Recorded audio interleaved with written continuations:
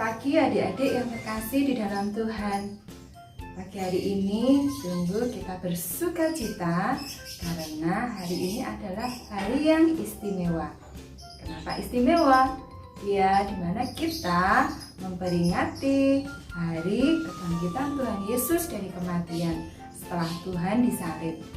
Kenapa ya Tuhan disalib? Ada yang tahu?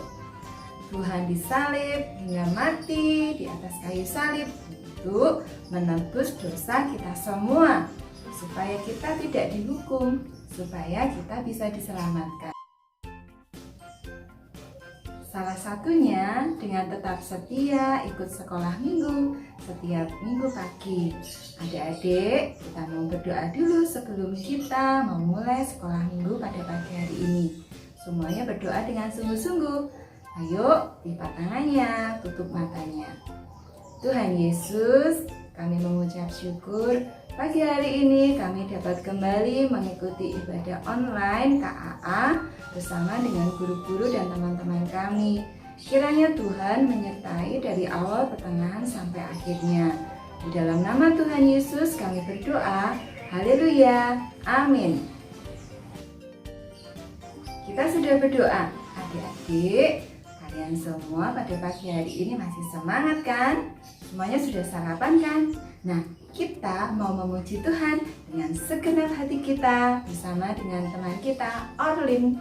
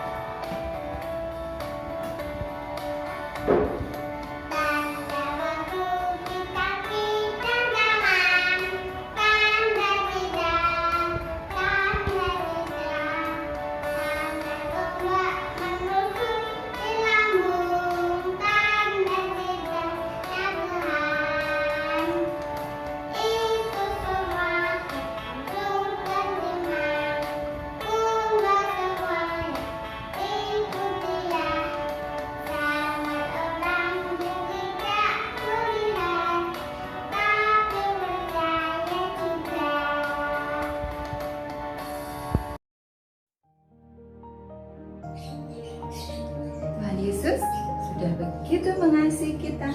Tuhan Yesus juga sudah memberkati kita. Tiba waktunya kita memberikan persembahan bagi Tuhan. Dan nanti akan dilanjutkan mendengarkan cerita firman Tuhan. Adik-adik semua, kita berdoa dulu untuk persembahan. Mari berdoa. Ya Tuhan, kami rindu memberikan persembahan bagi-Mu. Kiranya Tuhan memberkati apa yang kami berikan pada Tuhan dan berkenan menerimanya. Di dalam nama Tuhan Yesus kami berdoa. Haleluya. Amin.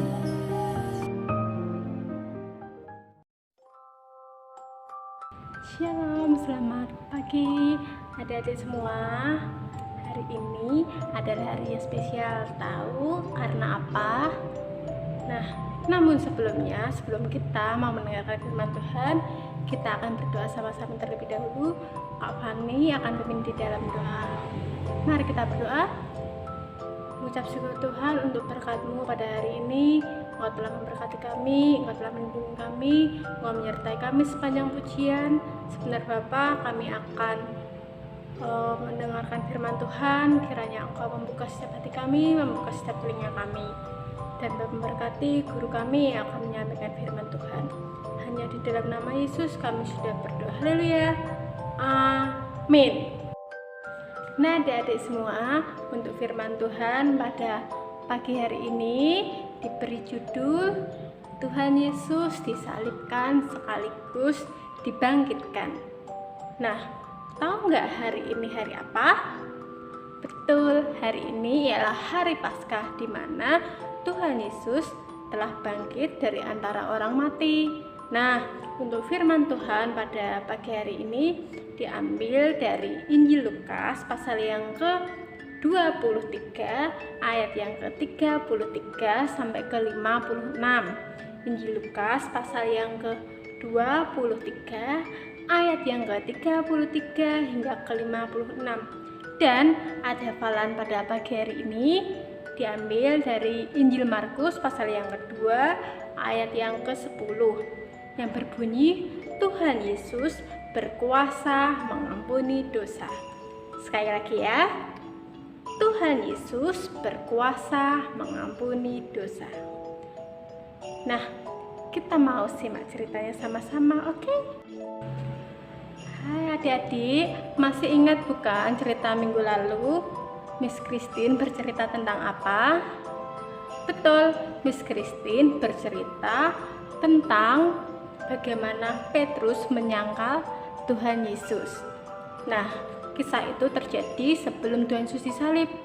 Nah, adik-adik, siapa yang di sini bersukacita? Nah, sebelumnya kakak punya teman baru nih. Kak Fana punya teman baru. Siapa ya temannya? Yuk kita panggil, namanya Lala. 1, 2, 3. Hai, namaku Lala. Siapa namanya tadi? Lala. Siapa? Lala. Oh, teman baru kita namanya Lala. Betul tidak? Betul. Kita punya teman baru nih, namanya Lala. Namanya Lala. Hai Lala. Hai. Nah, Lala kali ini mengajak adik-adik semua untuk mendengarkan firman Tuhan.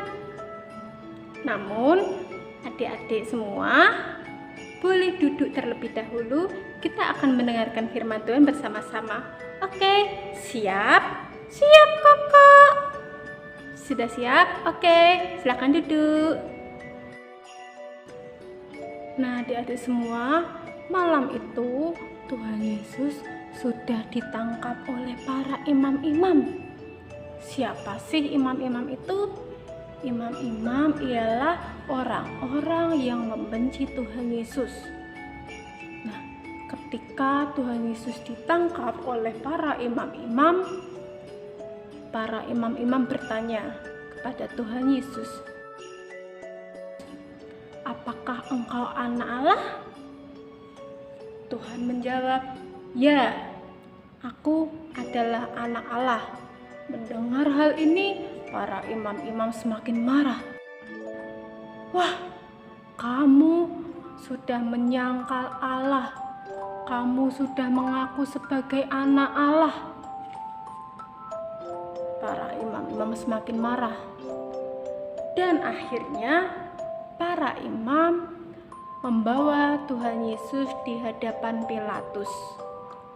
Pada malam itu, Yesus dibawa oleh imam-imam ke Pilatus. Pilatus ialah orang yang berkuasa di daerah itu pada masa itu, seperti seorang raja. Nah, setelah itu para imam-imam menunggu apa keputusan Pilatus atas Tuhan Yesus.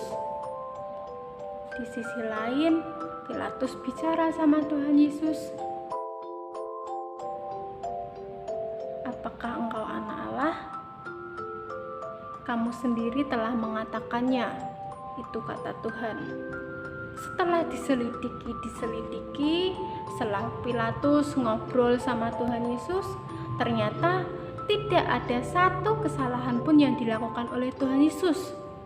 Namun, para imam-imam dan orang-orang yang membenci Tuhan Yesus meminta Tuhan Yesus agar disalib pada waktu itu. Setelah ngobrol, Pilatus masih tidak menemukan satu kesalahan pun. Maka dari itu Pilatus memutuskan untuk bertemu dengan para imam dan orang-orang yang membenci Yesus. Nah anak-anak, adik-adik semua, setelah Pilatus tadi tidak menemukan satu kesalahan apa yang dilakukan oleh Tuhan Yesus, akhirnya Pilatus bertemu dengan para imam dan orang-orang yang sudah menunggu kira-kira Tuhan Yesus akan dihukum atau tidak. Nah, Pilatus kemudian berkata kepada para imam-imam dan orang-orang yang sudah menunggu di luar, "Aku tidak menemukan satu kesalahan pada Yesus, dan aku juga tidak bersalah atas darah orang ini, darah Yesus." Orang-orang di luar tetap, "Hukum dia, salibkan dia, hukum dia." Pada akhirnya saat itu karena Pilatus takut dengan orang banyak, Pilatus menyerahkan Tuhan Yesus ke tangan mereka, ke tangan para imam-imam dan orang-orang yang membenci Tuhan Yesus. Nah, menurut tradisi Romawi pada saat itu, di hari raya Paskah diberi dua pilihan. Dia akan membebaskan Tuhan Yesus atau membebaskan seorang penjahat yang bernama Barabas. Namun masyarakat luas dan para imam-imam berteriak, "Bebaskan Barabas, bebaskan Barabas." Nah, pada waktu itu akhirnya Yesus tidak bisa dibebaskan karena orang banyak menuntut untuk membebaskan Barabas. Setelah itu Yesus tetap akan disalib.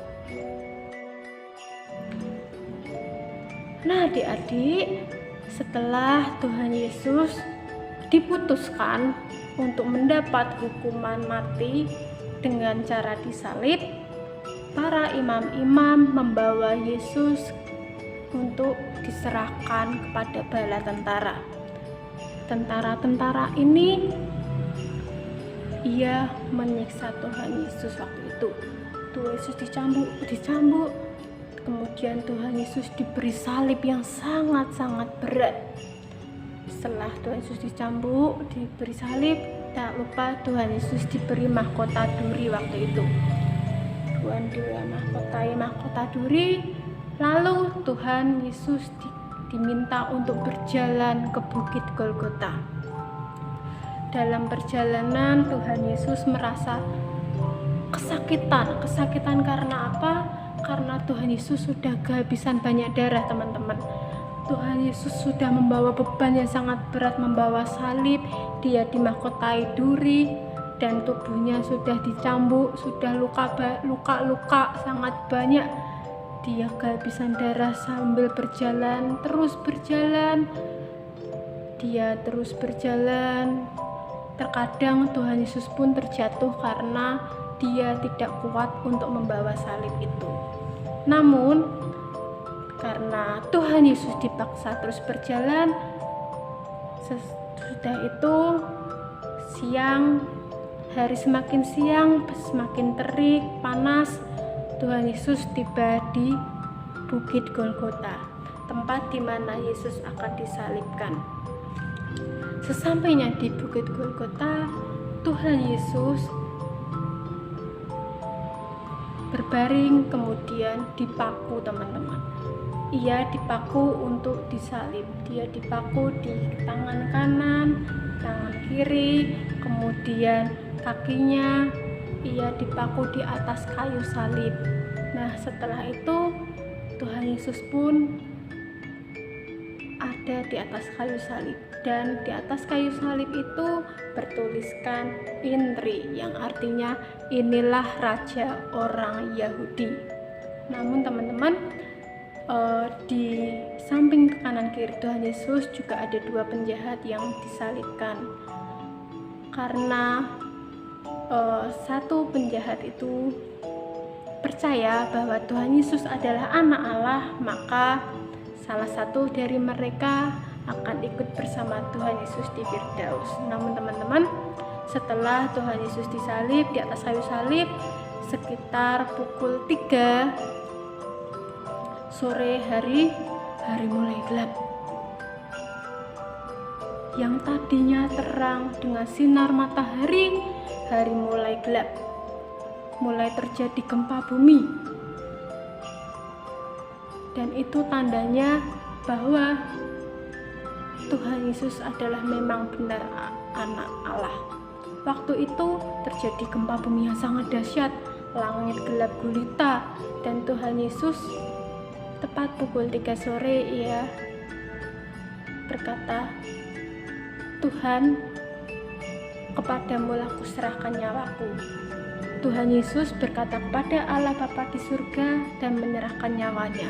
Mulai saat itu Tuhan Yesus sudah meninggal dunia. Nah, adik-adik semua, ketika Tuhan Yesus sudah mati di atas kayu salib, kemudian para tentara itu sadar, para imam-imam sadar bahwa Tuhan Yesus memang benar-benar anak Allah. Pada saat itu mayat Tuhan Yesus diturunkan dan ia dikuburkan di kubur batu. Waktu itu mayat Tuhan Yesus dimasukkan ke kubur batu, kemudian ditutup dengan batu besar. Dan karena mereka tahu bahwa ia anak Allah, maka kubur itu dijaga sangat-sangat ketat oleh para tentara waktu itu. Namun sesuai janji Allah, pada hari yang ketiga setelah Tuhan Yesus mati, ia bangkit dari kematiannya. Di hari yang ketiga kubur itu terbuka dan yang ada hanya kain kafan milik Tuhan Yesus. Tuhan Yesus sudah bangkit teman-teman. Dia bangkit dari antara orang mati, dia menang atas maut waktu itu. Dan Tuhan Yesus menampakkan diri kepada para wanita yang menjenguk kubur Yesus, dan ada beberapa murid Tuhan Yesus yang menjenguk kubur Yesus dan menemukan bahwa Tuhan Yesus sudah berubah menjadi roh Tuhan Yesus bangkit, dan yang ada di dalam kubur itu hanya kain kafan. Setelah itu Tuhan Yesus pun bangkit dan bertemu, menampakkan diri bersama murid-muridnya. Nah, adik-adik, sudah selesai firman Tuhan kita pada hari ini, pagi ini. Tadi firman Tuhan tentang Yesus disalib dan Yesus dibangkitkan pada hari yang ketiga, memberi kita pelajaran bahwa kita boleh belajar bahwa Tuhan Yesus mati di kayu salib untuk menebus setiap dosa kita. Setiap dosa kita. Dosa siapa? Dosa siapa ya? Dosa Lala.